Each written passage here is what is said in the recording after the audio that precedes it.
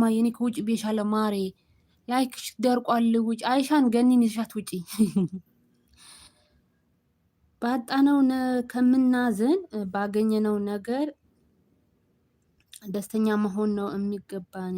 ያው የሄደው ሄደ ነው ብዬ ነው የጻፍኩት። አዎ በማን በህይወታችንም ቢሆን በነገራችን ላይ በኑሯችንም ቢሆን በየትኛውም በኩል ቢሆን የሄደ ሰው ሄደ ነው። ከሄደ አንድ ሰው ሄደ ነው። ገባችሁ?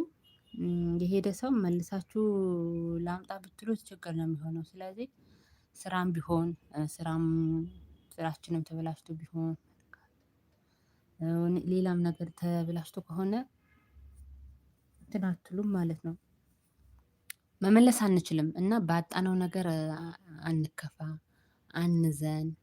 ሀዘን ጥሩ አይደለም። የምናገኘው ነገር ባለን ነገር ላይ እጄ ላይ 10 ብር ኖሮኝ ከሆነ 20 ብር ለምን አልሆነልኝም ብዬ ማልቀስ መጨነቅ የለብኝም።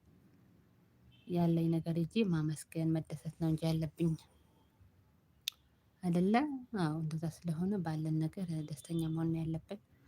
የሌለን ነገር ደግሞ እሱ መድኃኒዓለም ክርስቶስ ያውቃል። የሌለን ነገር ጎዶሏችንን ክፍተታችንን እሱ ስለሚሞላው አትጨነቁ። እውነት አትጨነቁ እና እንደዚህ